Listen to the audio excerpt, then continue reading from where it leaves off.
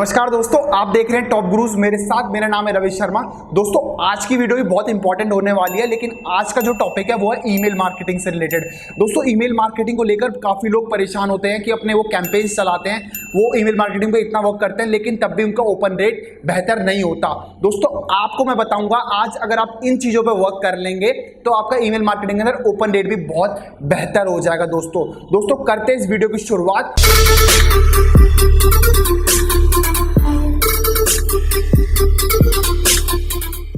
और मैं आपको बताता हूं सबसे पहले आपको क्या करना है। दोस्तों ईमेल मार्केटिंग के अंदर जो इंपॉर्टेंट होता है वो होता है डाटाबेस।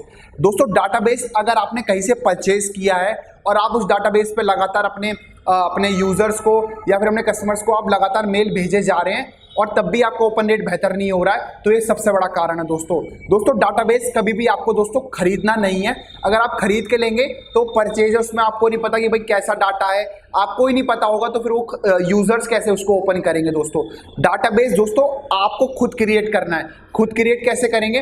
अगर आपकी अपनी खुद की वेबसाइट है तो आपको क्या करना पड़ेगा, एक पॉपअप की तरह न्यूज़लेटर्स वगैरह उस पर चलवाने पड़ेंगे, ताकि जो भी कोई बंदा आए सब्सक्राइब करे, उसका ईमेल आईडी आपके पास हो, आपके पास कलेक्ट हो जाए और आप आसानी से उसको ईमेल्स वगैरह भेज सकें। इस तरीके से आप अपनी वेबसाइट पे एक ऑर्गेनिक और एक अच्छा डाटा कलेक्ट कर पाएंगे। ये तो बात हो गई नंबर 1 की। अब बात करते हैं नंबर 2 की।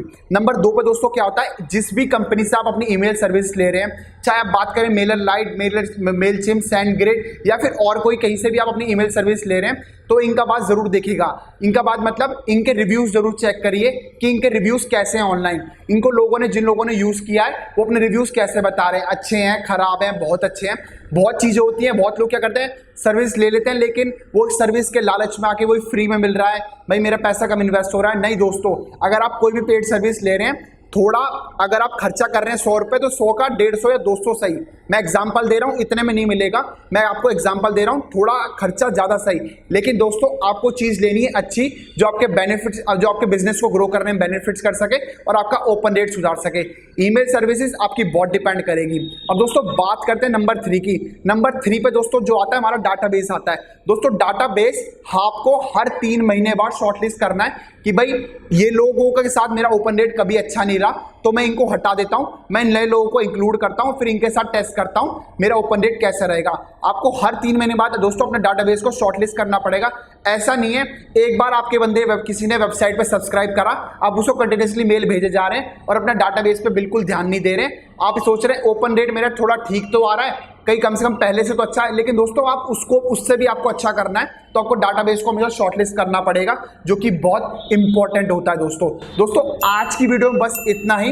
लेकिन अगर आपको लगता है कि कोई आपकी क्वेरी रह गई है या फिर आपका कोई और सवाल है ईमेल मार्केटिंग से रिलेटेड या डिजिटल मार्केटिंग से रिलेटेड या गूगल एनालिटिक्स से रिलेटेड या फिर किसी और टॉपिक से रिलेटेड, प्लीज कमेंट सेक्शन में लिख दीजिएगा। मैं और मेरी टीम आपका पूरा सपोर्ट करेंगे और कोशिश करेंगे कि आपकी प्रॉब्लम को जल्दी सॉल्व की जा सके। अगर आप चैनल पे पहली बार आए प्लीज चैनल को सब्सक्राइब करें, बिकॉज टॉप गुरुज आपको दे रहा है डिजिटल मार्केटिंग से रिलेटेड सारी की सारी अपडेट्स बिल्कुल मुफ्त में, और सबसे पहले आप तक पहुंच पाएगी तभी जब आप नोटिफिकेशन के लिए बेल आइकन जरूर दबाएंगे। दोस्तों वीडियो को अंत तक आपने देखा है तो लाइक एंड शेयर जरूर करें। Thank you for watching top gurus.